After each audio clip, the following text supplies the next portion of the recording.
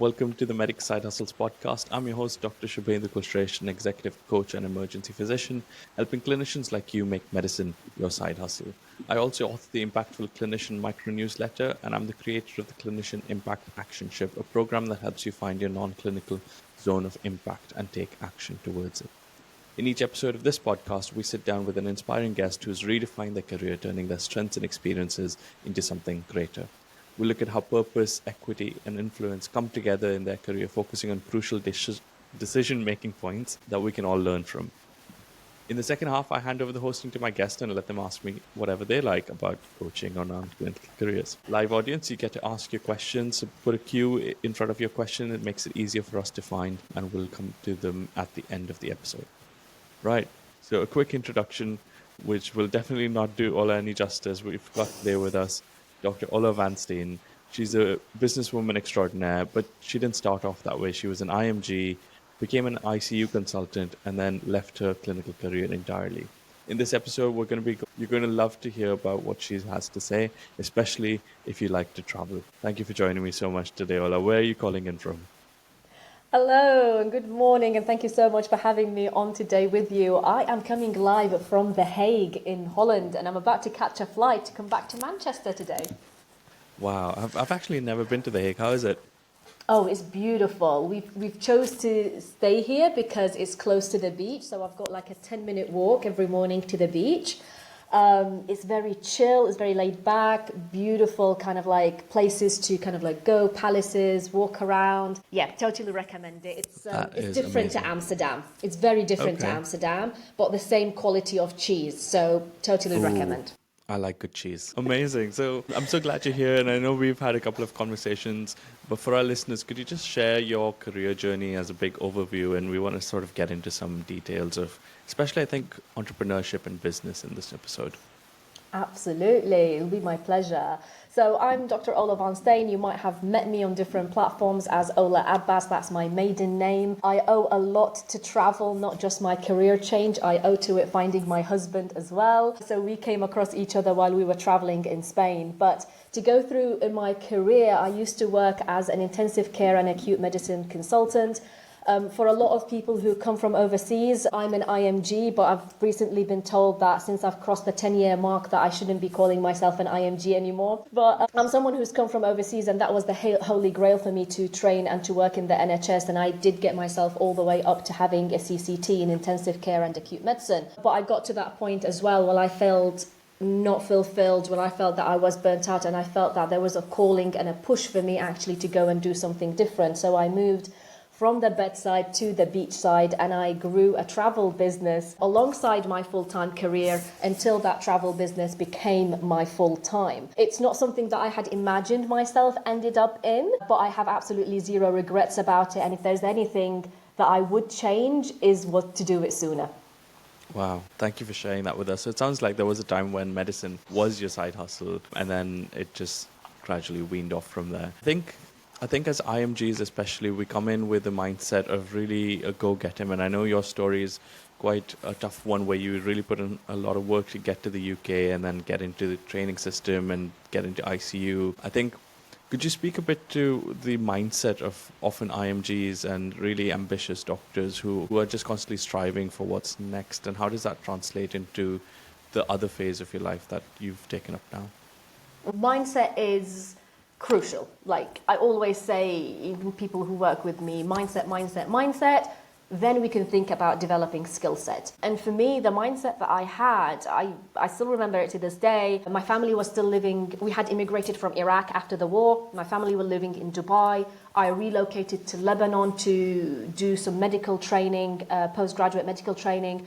So I was there, and kind of like I felt myself caught between countries. I wanted to come to the UK to get that career that we all dream of and aspire to, so to speak, as IMGs.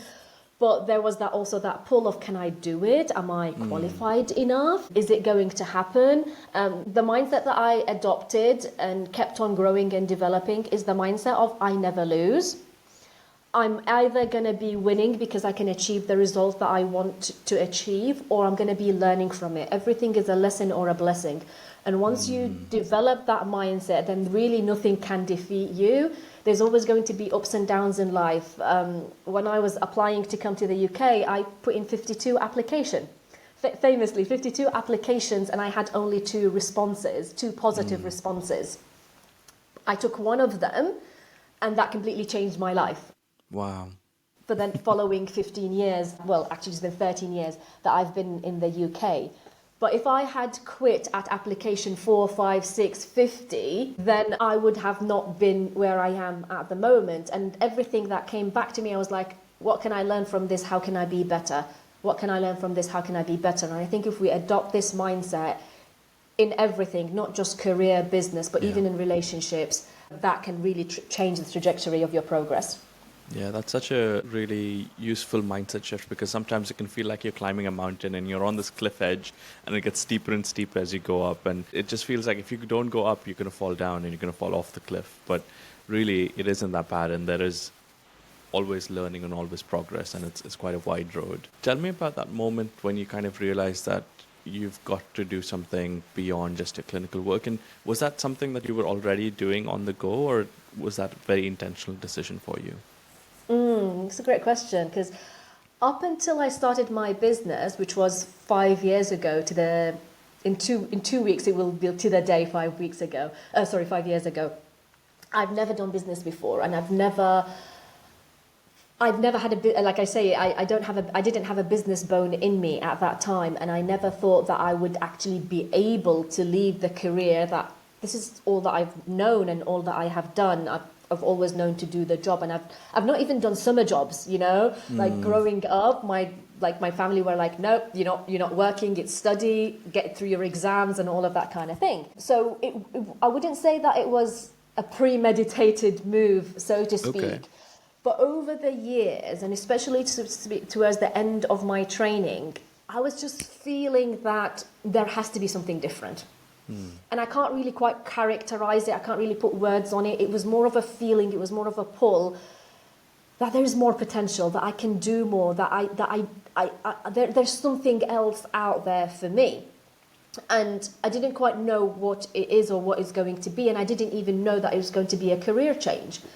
And then when I finished my training and took the job, I just suddenly had this feeling of, oh my God, this is going to be it for the next 35 years of my life. Like, this is it? And I really felt unfulfilled. Like I have to do something different. Like, I have to do something else. And again, at that stage, it wasn't that I'm going to leave medicine and do something different. It was, I need something else. And quite ironically, I'll bring you a long story short, I went traveling for 5 months to try and understand what this other thing is going to be. And I read a lot about alternative careers and opportunities for doctors. 5 years ago, there wasn't that many resources, and there weren't brilliant coaches like yourself. And I was like, I don't know what to do. So I came back, took the job after 5 months of traveling, took the job, and then a few months later, I go on another trip, and that's where the idea of starting a travel business gets born in my head. And I start to pursue it, and then later on it grew and became my full-time. I would say it was a phase, it was a few years. It's never an overnight decision that you want to leave a career of so many years that you've worked very hard to build and create. It's more rather than a feeling that gets crystallized, and you build upon it, and then you start to do your research and you talk to people and you try things. But I think the key message from my story is, don't get stuck in the thinking and feeling phase. Actually start doing and trying things, because that's what's going to move you forward in your journey. Yeah, a lot of people listening to this are sending hearts your way and sharing that they're quite inspired. So, yeah, so thank you for sharing that with us. I think, and what I'm not hearing you say is that, I really needed more money. And I think, at least back then, being a consultant wasn't too bad in terms of the amount of money you made. How did you find out what was missing? And I'm trying to speak to the purpose piece of the puzzle. What were some of the things you kind of did, and how did you find that travel business or travel itself was what it was missing for you? It's a good question. And I'll just comment on the money aspect. You actually don't, and this is something I realized after I left my job, you actually don't need a lot of money to live a really good quality of life. When we're in the job, and I think because of how the job works, the amount of hours that we do work, the the taxation system or the taxation level, and also the environment that we're surrounded with makes us feel like we need to keep up with the Joneses. So as our salaries start to go up, so does our expenditures go up and our liabilities go up as well. And then we keep on in that chasing. And then when we want to create that change, and this is what I see in a lot or hear from a lot of senior doctors, is that I'm going to need a lot of money to maintain my lifestyle. And actually, no, you really need to have a good think about your expenditure and what the lifestyle that you want to create is and looking like, and you're going to find that you're going to need a lot less money to be able to maintain it. So I'm not driven by money, because this is the other thing to answer your question. What I found is that, you know, that after me doing kind of like my soul searching and my research and my trying and reading things and talking to people, is I found that I have particular drivers that are not being met in the job. And all of us as human beings, we have certain drivers. That could be donation, it could be recognition, it could be adding value to people, helping people, it could be independence, it could be economy, i.e. money, right? And we all have certain drivers. And I found that actually my drivers are not being met at work. My drivers were independence, helping people, recognition. Yeah. So if I'm obviously in a job, you're never independent. You're always at the mercy of the employer. Yeah. Right? And did you sort of find these through a lot of reflection, or was this sort of through an assessment and working with a coach and things? Coach. Yeah, because I do a strengths assessment as well, and that really shows a lot of what your drivers are, what you're passionate about, what your blind spots are, what's missing as well. So Yeah. was that a moment of revelation for you to realize that there's more to your job that's not meeting what you're looking for? Yeah, absolutely. Because I was kind of like keeping going on. There's something missing. There's something missing. There's something missing. What's missing? And I couldn't figure it out on my own. And that's when I had a coach, and I was talking to them and like, you know, going through the exercise and that through reflections and through exercises, I got to understand, okay, now I can put my finger on it. Because although, you know, the job it's a great kind of status, tick, it's a tenure. I had a substantive consultant post, so it's a job for life, tick. You know, the prestige, the kind of like the status that comes with it, tick. I was like, there's a lot of tick boxes here, but I still feel there's something missing. So I ended up working with a coach, and it's something that I recommend to a lot of people, well, everybody that I talk to in terms of like they're wanting to change career, because you have to understand what's missing, because you don't want to go to something else and those things remain the same, because you're going to end up changing a career, upholding your life, then 3-6 months later you realize that actually I've not made a difference here. Yeah. And you start the process all over again. So yeah, and another note on jobs is that jobs teach us to work on our weaknesses, not on our strengths. And when we work on our weaknesses, we feel weak. The best that we can get to is mediocre. But when we understand what our strengths are, what drives us, then we're going to work in our strong suit, and we're going to And there's no limit. Exactly. There's no limit to where you can get to. And that's when you have that moment of like, Yes. not even the sky is the limit. Yes. Not even the sky is the limit. Yeah, that's so amazing. You're so right that we're always trying to cover what's missing and what's wrong and get to a baseline, whereas if we really want to excel, and I feel like there's an element to medicine that makes that quite difficult, because when you are pushing beyond, there are risks that you take and there are risks that you come with it. And I think business is built on risk, and the more risk that you can take, the more leverage you have. Whereas in healthcare, that translates often to patient outcomes and things that keep us quite wary of taking on those risks and chasing our strengths. That's really interesting. So you did all of this work, you found your purpose, you found what was missing, and you found that maybe having a travel business would do that.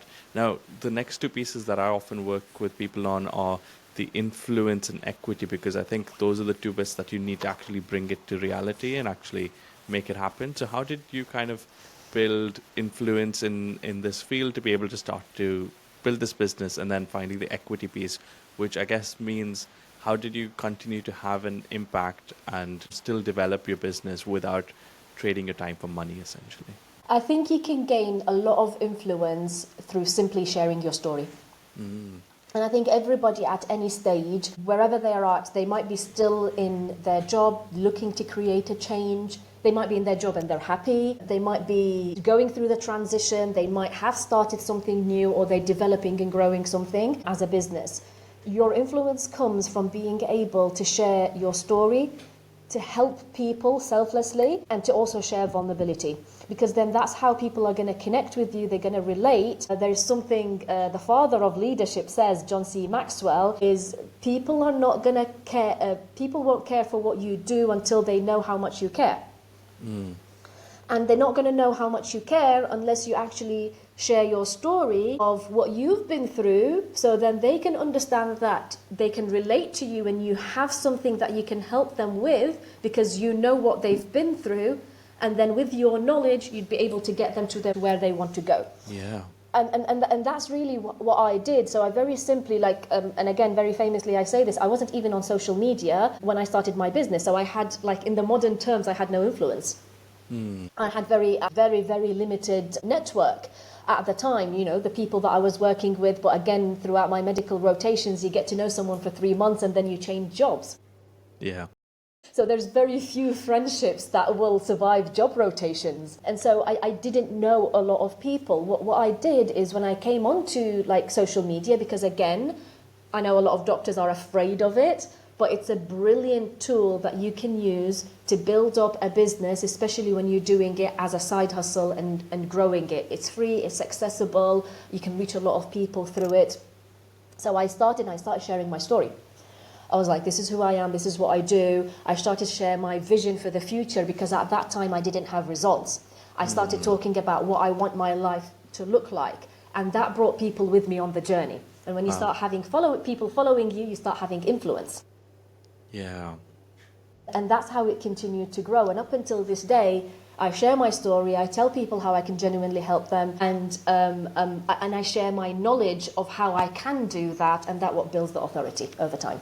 Yeah. Wow, that's beautiful. And I'm remembering Cotter's change as well. So leading change and all of the various William Bridges models and Cotter's burning platform is really all about community and really all about people sharing what your vision is, where you are now, where you want to get to. And it sounds like you've done those bits and really gotten into a flow and a momentum of taking people with you on this journey. How were the initial phases of setting up your business? And if you were to do things differently, what might you do differently? I'll answer that one first. If I would do something differently, I would start sooner and I will move faster. Wow. Yeah. Okay. Because I think those are the two things. Everything else, whether it was a disappointment, a rejection, whether it was a failure, I wouldn't change it. It was part of the lesson. I wouldn't change it. But if I could start sooner, if I could have started sooner, I would have. If I could have moved faster, I would have. But everything happened again for a reason. Initial stages of setting up, it looked like, I enrolled, I got started, set up my online travel business. That was fairly straightforward, kind of like the setup and starting business, so to speak, from a technical term. But then it was like, what do I do now? I've got a business. Well, how do I do business? Yeah. Is the thing. And I had to learn a lot of things. I remember the first time that I went live on a camera, doing a video. I couldn't get a word out. I don't know what I was terrified of, my It's heart. just so unusual. And I've had the same experience as well. It's very unusual. My heart was beating so fast that the words weren't coming out, and I had to stop in between, in the same sentence, I would have to stop a couple of times to catch my breath. I was just so nervous. So it's fair to say that there was a lot of personal development that needed to go on, there to kind of just switch a camera on and get on an interview and things like that. So it looked like a lot of learning. It looked like there's a lot of reflection of me, understanding what are the missing parts that I need to start building on. It took a lot of understanding of what are my strong points and how can I build on that, and how can I, because again, when you build community, when you build a team, it's about recognizing everybody's strong suit and having those strong suits plug into your weak ones. Yeah. And you plugging into their weaknesses, so then together you're a team and you're pushing each other forward. So there was a lot of learning, there was a lot of self-development going on, there was a lot of trial and error, there was a lot of up and down, and when you're down you need to understand that you're not going to stay there forever, you're going to climb and come back up again. There was rejection, there was that felt like a punch in the stomach at the beginning. I'm going to be honest. Yeah. And sometimes it still does. Yeah. You don't expect it and you're like, I didn't expect to feel bad about that, but I do. So Yeah. that does happen. It catches you out. Yeah, and I sometimes like tell my new, my new business partners who start to work with me, and they really find it odd that someone would say no, for example, for business. And for me, I found it really exceptionally odd, because there I was, consultant in ICU, acute medicine. I would go on a ward round and I'd literally make life and death decisions. Yeah. And people will follow it, no question, no doubt about it, whatever. And then I'll talk to someone about travel business and they go like, no. And I'm like, what do you mean no? Like, don't understand. I've just made a life and death decision right here. And like 15 people said yes and agreed with me. And I'm telling you about a business opportunity where you can travel more, make an income, and you're telling me no. So yeah, it was odd. And there was a lot of kind of like, again, mindset work to get around this. So again, I go back to like what we opened up with. It's mindset. That's what it looked like, and it still looks like that for a whole part, because every level in your business brings a new devil, and you're going to have to develop your mindset to overcome that, and you keep on developing yourself. So there was a lot of personal development, a lot of mindset development. The technical bits, you can get through them, try it a couple of times and move forward. It wasn't really that much of a problem. But I think the mindset was the major thing that get me going at the beginning. Yeah. And I think the mindset really plays a lot also into the positioning aspect of it. I think I think of it like this: when I go into shift, I don't have to sell my work to anybody. Work kind of just comes my way and I pick it up and I do it. But then when you're running a business, you really have to show people the value of your work and position it in that sort of way. How can you sort of speak to that in terms of what your business is and does, and how does that help with positioning in terms of the value that it demonstrates to people? Because you're quite right, and I used to assume like I'm telling people what the treatment plan is going to be, and people will just be sold. And let's use the word term sell, because a lot of doctors are afraid of using the term selling. But a lot of people will be sold if you tell them what the treatment plan is going to be. We can call it prescribing, maybe. Prescribing, okay. It's the same thing. It's the same thing. It's all the same thing. It's convincing someone of the merit of something. But Yes. People would just take it. You said this, and they will just take it. And when I started my business, I had to come to realize that if I tell people about what the business is and what it's going to do for them, they don't necessarily take it. I'm going to have to show them how this is going to solve a problem for them. Yeah. So like you were saying, is showing the value of what it can create for them. And again, I think this is also an essence of business. When business is solving a problem for someone. Yes. And in return for often a monetary transaction. It can be non-monetary, but often it is. And that's what I had to learn, and that's what I kind of like continue to teach, is like you have to be solving a problem for someone, because if there's no problem solved, nobody's going to want to do business with you. Yeah. And that's it. Yeah. When patients come to the hospital, they are coming with the implicit bias that their problem will be solved and they have trustworthy people on the other side. And I guess when you're not in that setup, all of those biases don't exist, and you've got to still cater to them. And I guess as clinicians, we often miss the point when we struggle to see it because we've never had to see it. Yeah. And because a lot of us don't work in private healthcare either. Yeah. Yeah. Because private healthcare, they're also a business, and even though that it's healthcare and solving problems for patients, and maybe there are a lot of the biases, but healthcare is still going to need to promote itself. It's going to need to show their added value and why patients need to come to them rather than go to public systems. So it's the same thing, but I think because majority, maybe of the doctors that me and you come across, or the people that we work with, and also how the UK systems are, it's public system rather than private.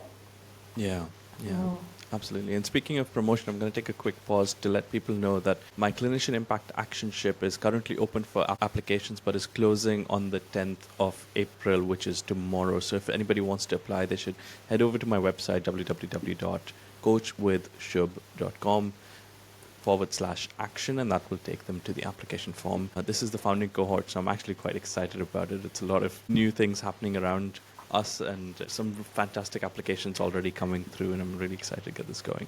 The first is always the best. Run, guys. You don't have time. Run. Yeah. All right. So then you got your business started, you got your business going. When did you sort of turn to social media? Oh, social media was right from the start. Right beginning. Because I recognized that and a very good note to mention at this point is that I started during COVID. April 2020, it was COVID. There was social isolation. I can't go and talk to people. People weren't naturally traveling at that point. So I had to go onto social media to be able to connect with people and talk to them and show the value proposition, basically. So social media was right from the start. I pretty much from scratch. I had a deactivated Facebook account that I had to reactivate. Didn't really have much people on it, but I started with what I had, and I continued to build on it. So yeah, it was very much from the start. Yeah, and I think it often seems like a lot of effort for people, but a lot of internal hesitation to talk on social media and share their thoughts on social media. I'd love to hear from you, but I mean, for me, looking just at LinkedIn in the last year alone, I've probably gone from about 500 people in my network to now over 4,000 people, and that growth is massive and has really changed things. It's helped me meet people like yourself, helped me launch my podcast, and so many more opportunities. And people keep going back to it. The content stays alive even if I'm not constantly working on it. How was your experience with social media? Yeah, I've met the best people through social media. It's a tool. You can learn to use it to your benefit and to better the world, or it can be, people fall into the mind-numbing scroll hole and they just kind of continue in consumer mode, and you never get anything out of it and it never adds anything to your life. It's a tool at the end of the day, and how you use it is very important. I think a lot of doctors don't want to get into the public domain, maybe a lot of it related to regulations of how we practice and what we can share and can't share. And whilst I respect that, but also there's a lot of other doctors, so that myth there is busted for you guys. There's a lot of doctors that are still practicing, that still build incredible influence on social media platforms. It's just a matter of knowing what to talk, what your do's and don'ts are. I met some incredible people, opened up incredible opportunities, people like yourself, incredible opportunities that had come my way just because I'm on social media, and my business grew way beyond what I could have done on my own if I didn't have social media presence. Because again, I'm no longer trading my time for money. I'm letting that content work for me when I'm asleep. People are seeing it, interacting with it, sending me messages, talking about it, sharing the word of mouth as well. I've had incredibly good experience with social media because again, it's about using it on purpose and actually having a strategy. It's not willy-nilly just posting things on there. That's it. You have to have a strategy to go with it. Yeah. And so you did the social media bit. You found the travel business. You doubled down on it. You got into social media, built your influence. Then you started connecting, built a team. Sort of did the whole, okay, these are my weaknesses, these are your strengths, and match those. What was the moment when you realized that you could actually step away from your clinical work? So this was I was going to do a post about it. So I was going to say my overnight success was 3 years. Because a lot Long of night. exactly.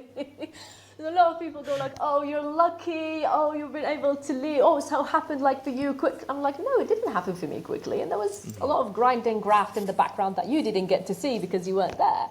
But it was 3 years. So first 18 months got me to a point where I could drop to part-time. So I'm dual accredited, which means I worked sessions in intensive care and in acute medicine. So in 18 months' time, I was able to drop my acute medicine. Okay. Again, at that time, I didn't really think that I was going to be out of it altogether. I thought let me drop it for now and see, maybe I'll pick it up later kind of thing, which is what most of us do when we're leaving something that we've been doing for such a long time. But anyways, in 18 months, I was able to drop pretty much to part-time. And then in another 8, so that gave me more time to obviously focus on the business and the team. And then in another 18 months, I got to a point where I've replaced my income. And I was like, okay, so now I can actually leave if I choose to. And that was the year that I was getting married and we had several ceremonies and all of that. And I was like, not in my wildest dreams would I be able to get all of that leave on the rota that I'm working. Oh my gosh, rotas. So again, even my decision to leave, and I think this is how, as doctors, our identity, is so ingrained in our rota. Exactly, it governs our lives, isn't it? So I was like, okay, now I'm at a point where I can actually leave, and I am comfortable, and I can see the business. Yeah, taking off. And did that sort of change the way you could have those conversations with your employer? Did they sort of come back? So in terms of how it changed, it was an 180 difference, because if you just started a business and you're still not sure how it's going to work out and you're still not sure, is this the thing that's going to take over? Because, honestly, whenever someone starts a business, you don't know.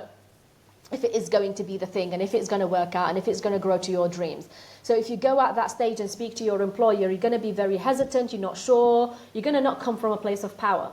But at the point when I had built out my business, I knew what works, I knew what doesn't work, I can see my business going up like that. When I was talking to my employer, I'm coming from a place of power.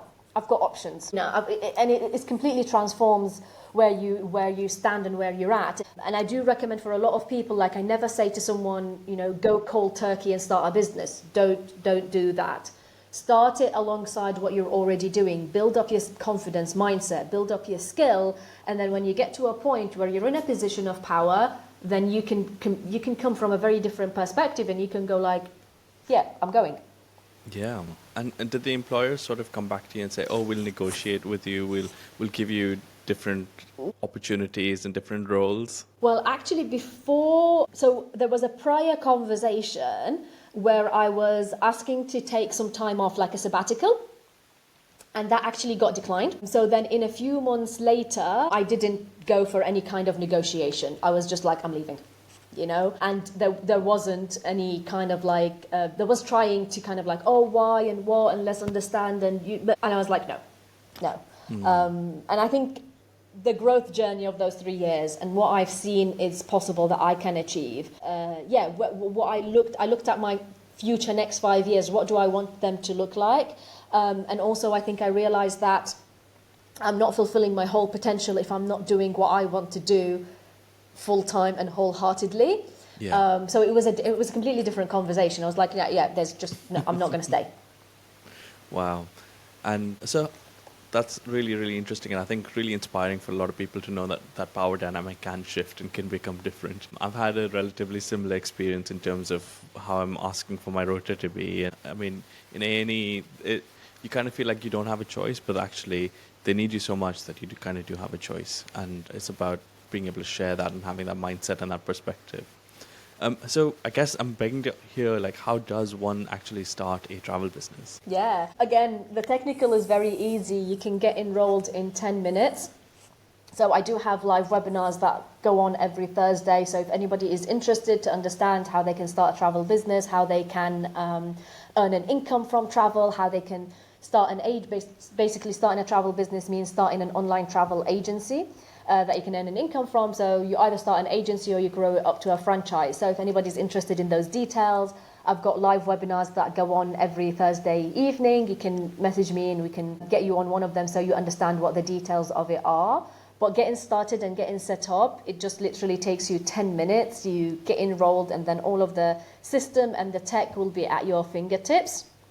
And then it's a matter of working together through what you want to achieve. Is it that you want to travel more? Is it that you want to book travel? I have so many doctors who are very passionate about traveling and they just really want to help other people have amazing travel experiences, and they get access to that, and they can do that and grow their travel business. But then I have a lot of other professionals who go I love teaching, mentoring, training, that kind of thing, so they can go into more of the coaching element of it, help other people, and by doing that they grow their agency into a franchise.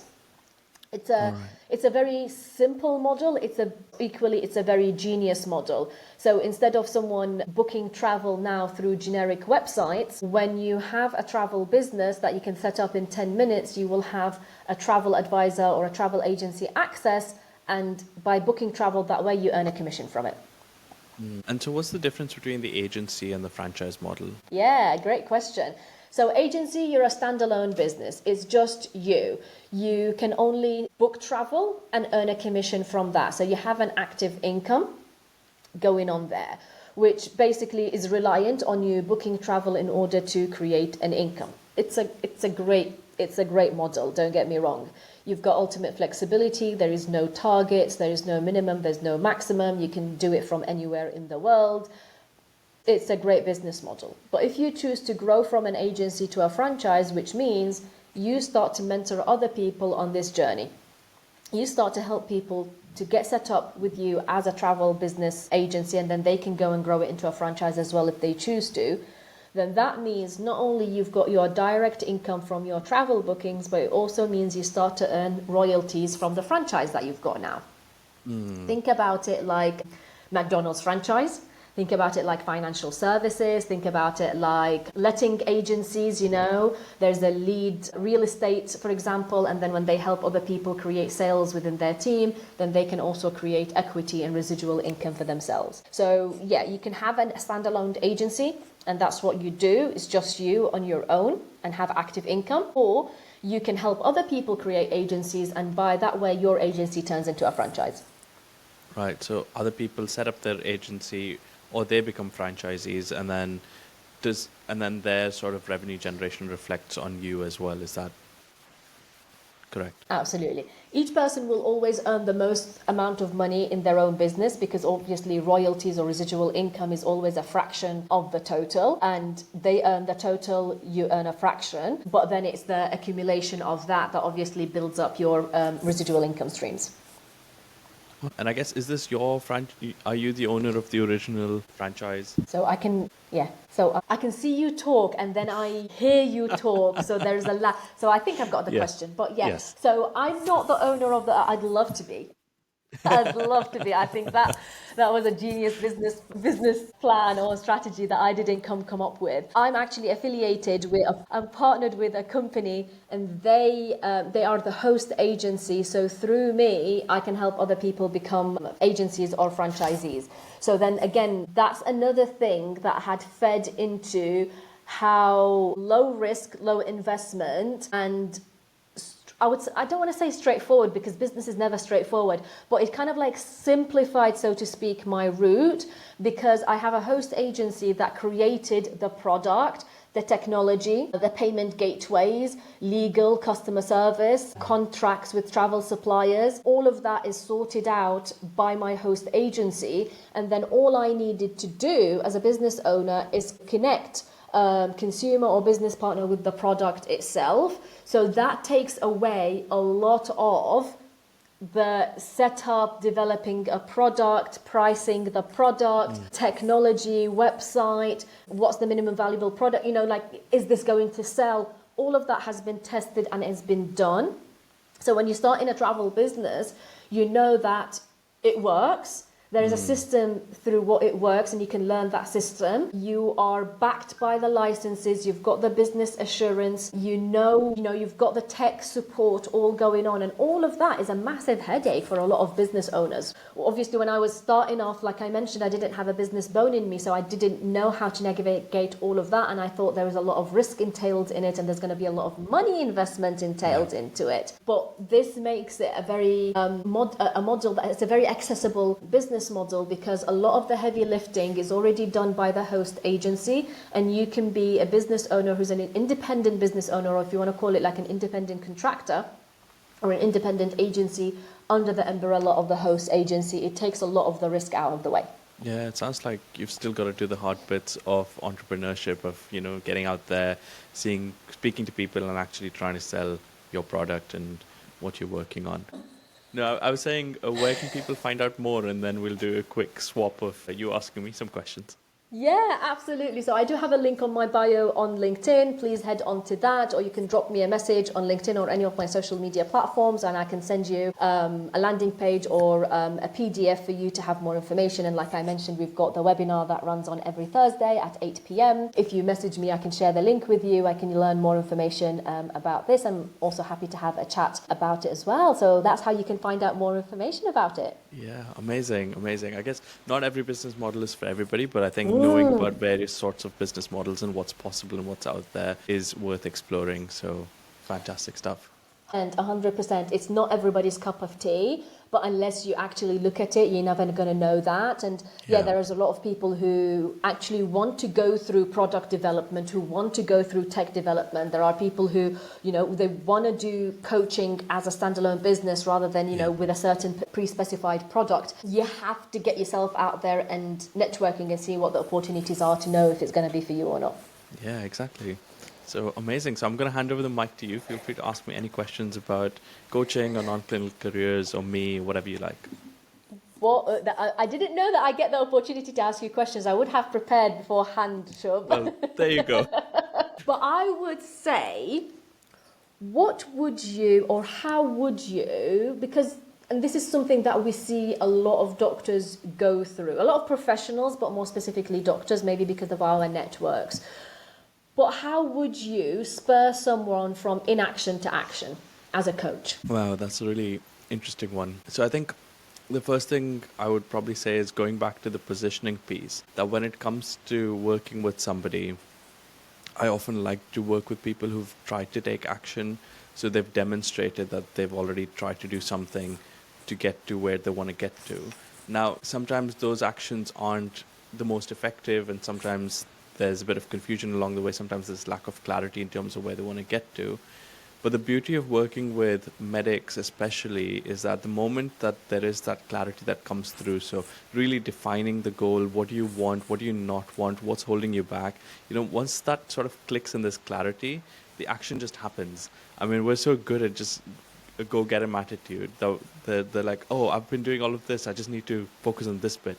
And so that actual getting them to do that is already happening. I think with most of the people that I work with, they're already sort of revving to go, but they've not been making progress. And the moment that clarity clicks in is when there's like, cool, we just got to go, go, go. And then I think there's elements of the entrepreneurial side of saying like, oh, we've taken action, but don't feel too bad because it's not going to work the first time around, and you got to come back and check again. And then I kind of bring in my quality improvement lens and say, okay, how do we look at the data to tell us more about where we're heading?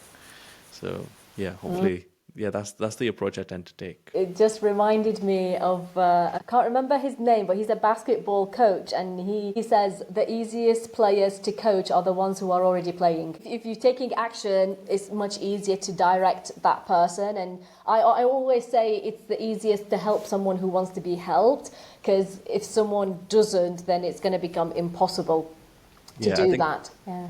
Like difference between inspiring and motivating. So I think inspiring, what we're doing here with all the free content that we're all putting out, is showing people what's possible, and then inspiring. But once they've started to take action or actually decided to commit to it, that's when the action piece and then actually figuring out what to do comes in. My next question is like twofold. What would you change about you starting your business, and where do you see yourself in the next 2 to 5 years?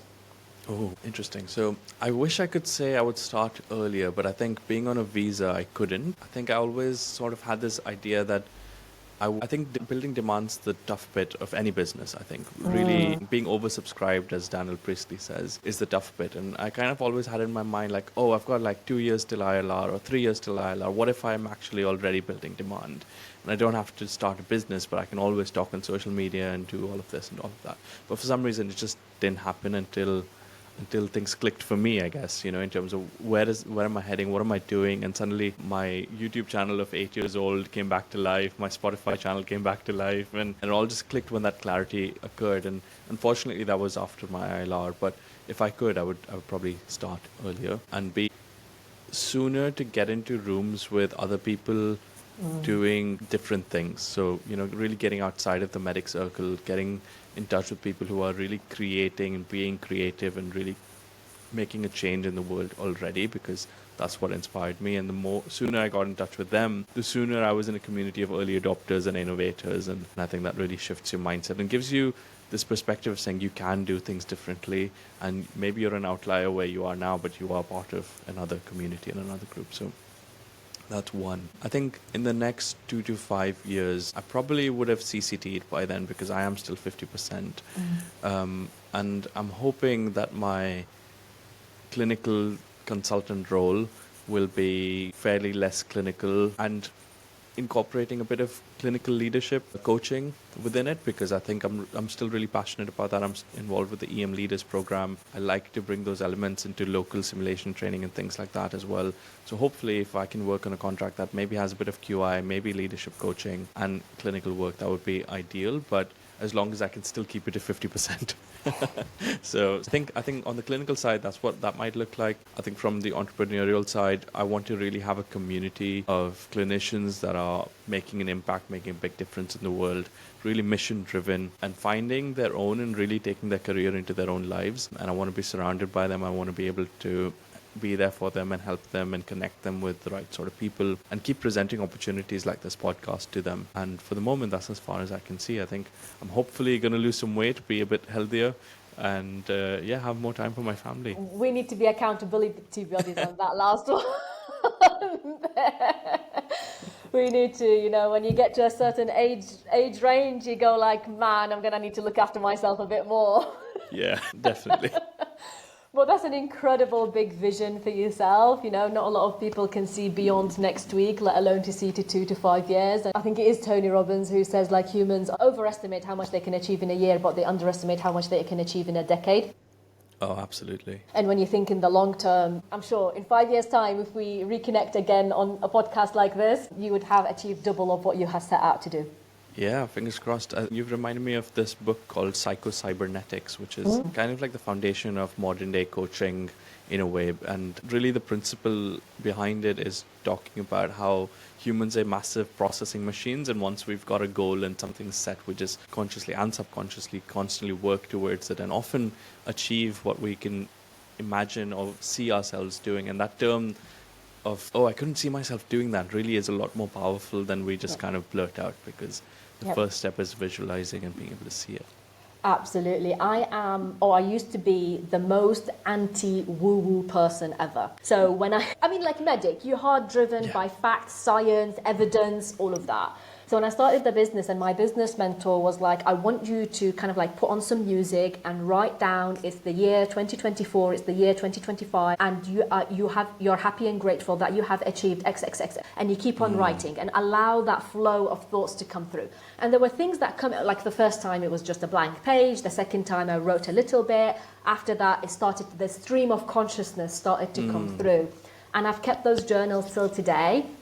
And even though like I was an anti-woo-woo person, now when I reflect back and I write, I see like this is the lifestyle that I have created. Like I've written it 3-4 years ago. It's now a reality. So it really made me believe about like if you conceive it in your brain, you can believe it, you can achieve it. If you visualize it in your mind, you can make it a reality of yours. But you need to know where you're going. You need a goal.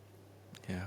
That's precisely it. That's amazing. So we've had some amazing guests, really engaging. I think they've really enjoyed our conversation so far. Oh, thank you, guys. Bishan's sharing that he loves it, work with people who have already committed to taking action. Great hearing about both your journeys. So thanks so much for being here, Bishan. Thanks so much for being here, everybody. If there aren't any questions, I'm going to quickly move into our outro and let Ola travel immediately after this.